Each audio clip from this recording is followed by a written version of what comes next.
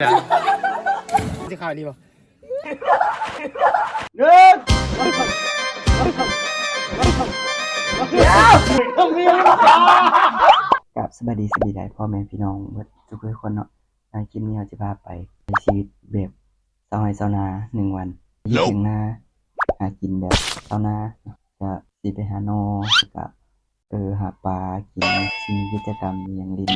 พาไปลงอยู่ในคลิปเลยโอเค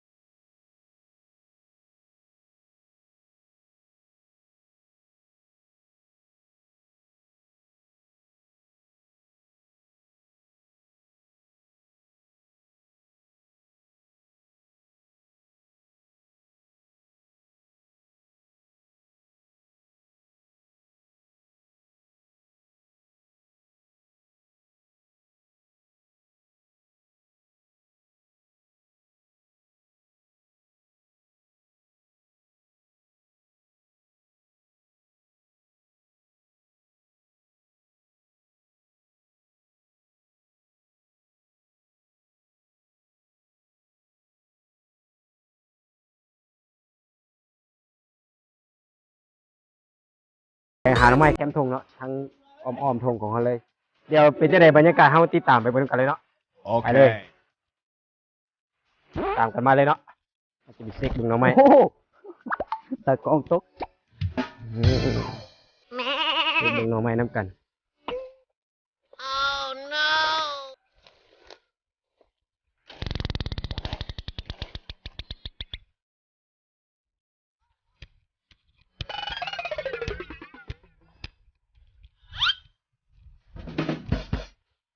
เจอแล้วหน่อไม้นั่นนี่นี่ ไม่ก็เจ้าที่ที่ทุกเลยเดี๋ยวเลยนอนหนึ่งเก็บก่อนเข้างามทงหน้าแถวนี้จะอ่อนซ้อนเนาะแล้วเบิ่งเข้าห้องเข้าจะตัวบังงามอ๋อสะอ่อนแท้สะอ่อนมากห้องเข้าทงหน้าใกล้บ้านเนาะโอ้สะอ่อนลายเข้าก็จะงามเดี๋ยวเรามาบุกมาเช็คกันเบิ่งอีกอยู่ข้างซุ้มดอกไม้ตรงนี้เห็นเนาะพอได้แกงอยู่บ่มื้อนี้ลองมาหาเบิ่งน้ำกันนะได้แกงกันอยู่บ่บุกเข้าไปเอาไปก่อนนี่จะแก้ไขเนาะ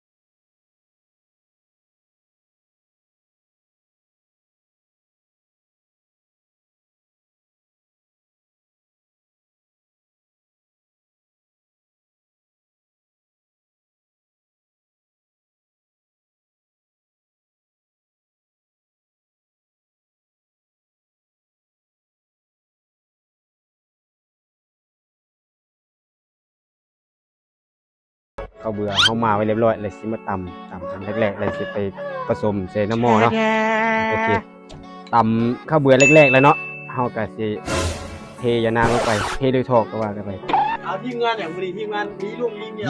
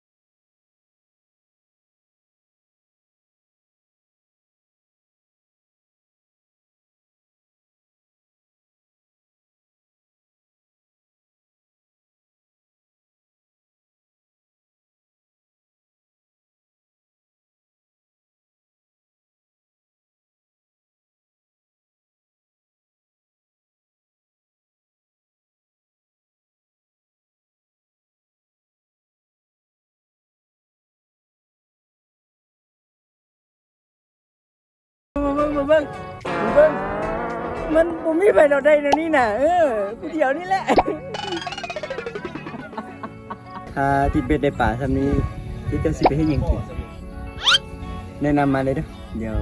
คอยสิไปเฮ็ดสุกี้มันผลึกอันนี้นี่นะโอ้ยแสดงโอ้ยแท้ดิหัวนี่เ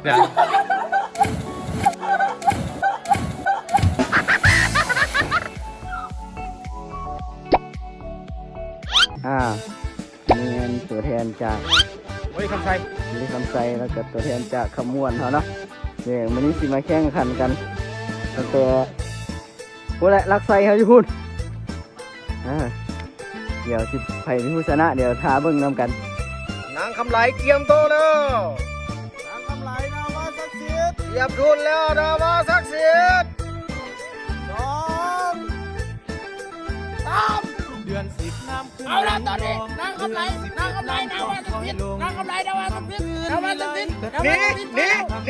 นีเอาแล้วเว้ย นางกำไรจี้มานางว่าสักทิศนี่เล่านางกำไรจี้มานางกำไรจี้มาไว้ต่อ หนีไปแล้วเอาเส้น เป็นไงของนางว่า กฎ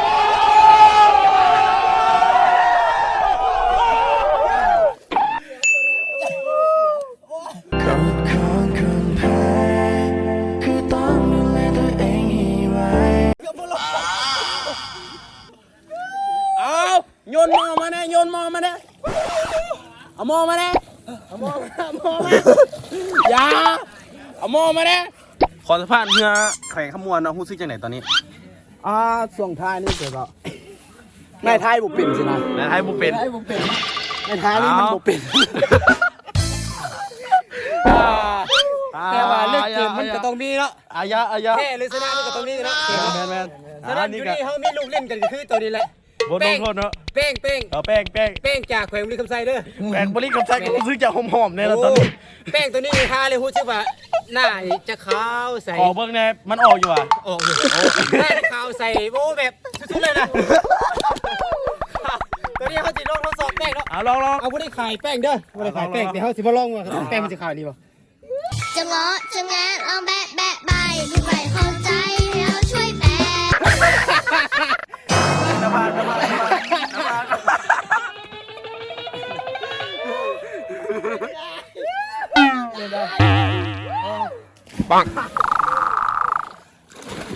เอานักแข่งกับเข้าประจำที่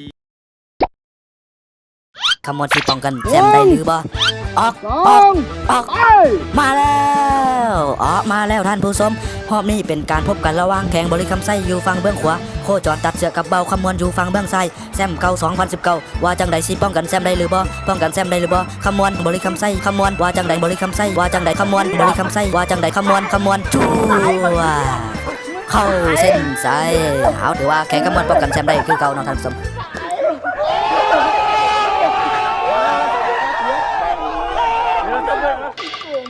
ดึกหมอไหมมันดึกหมอไหมมัน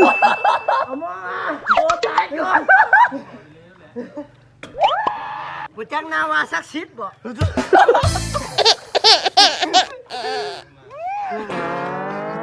เอามันก็มีวะเรือเต้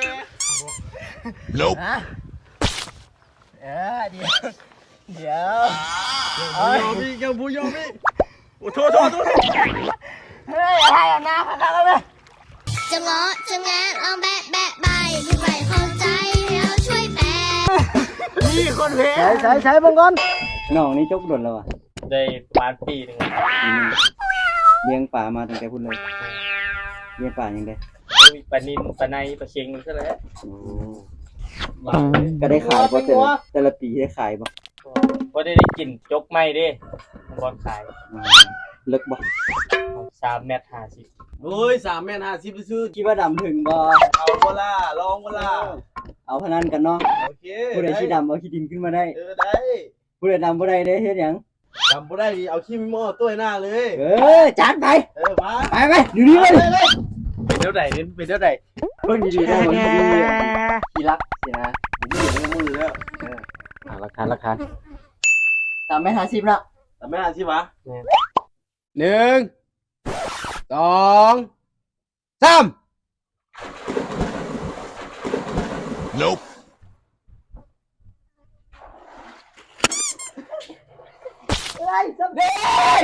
บักกันเสีย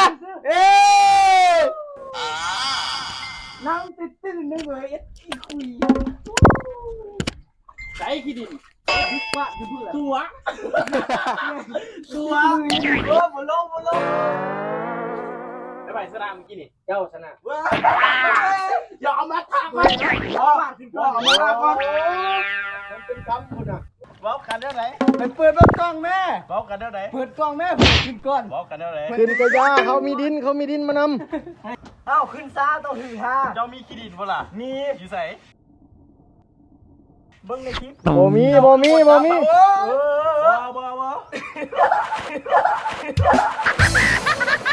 ื่อเนี่ย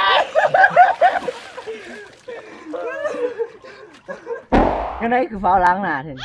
อีก2 เกมเลยอีก2 เกมเลย 2 เกมแล้วมันสิชนะรวดเลยสินะ ยังไงเขาว่าเขา2 เกมต่อไปนี่เขาชิชนะไหนบ่ยานว้า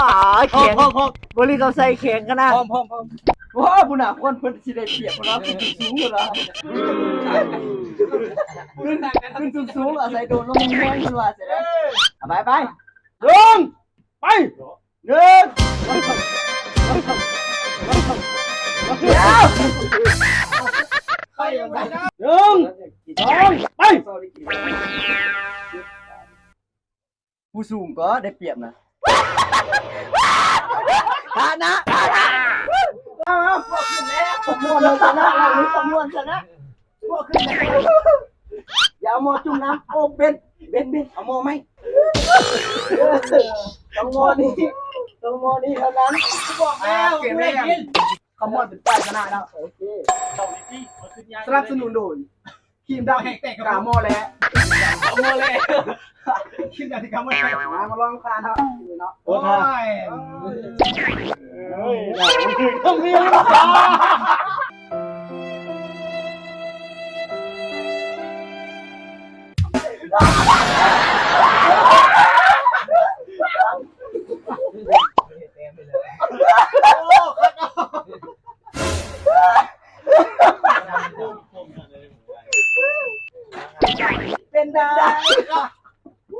มันจะเกินนะ ขนาดมือคนมันยังบวกกว่านี้นะมันปลอม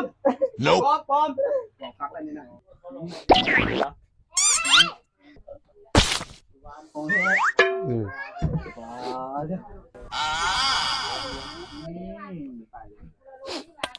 ดี๋ยวสมัครทำเรื่องมันนี้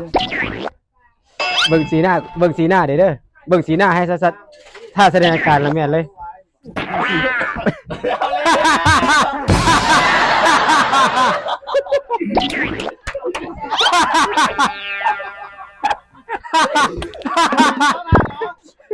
เห็นไหมเทเลคิวบ่ไม่เทเลคิวเบ็ดจะไกลเบ็ด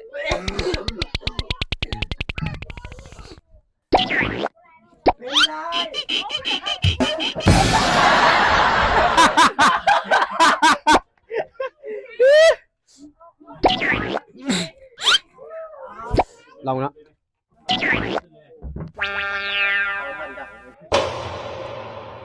อย่าให้ไม่ใช่เต้นอย่าให้จริง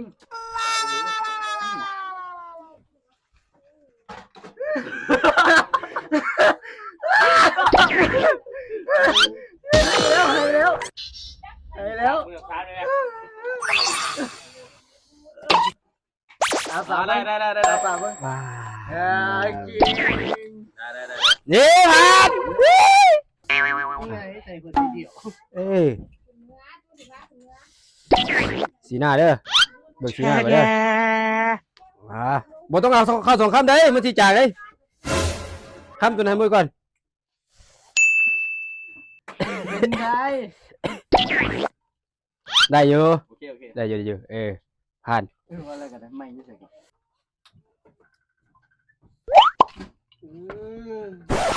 ยัมมี่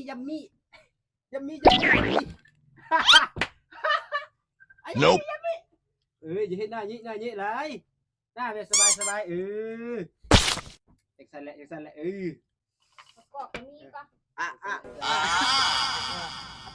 ่าแสดงอาการ ปะเป็นนั่นแล้ว นี่กี่ปุ่น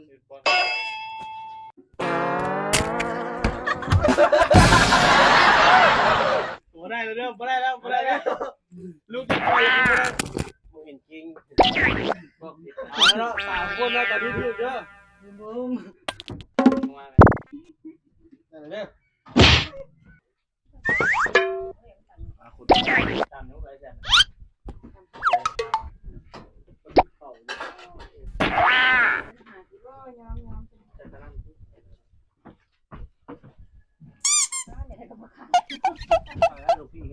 น้ำมาแม่ เดี๋ยวเลยเด้อ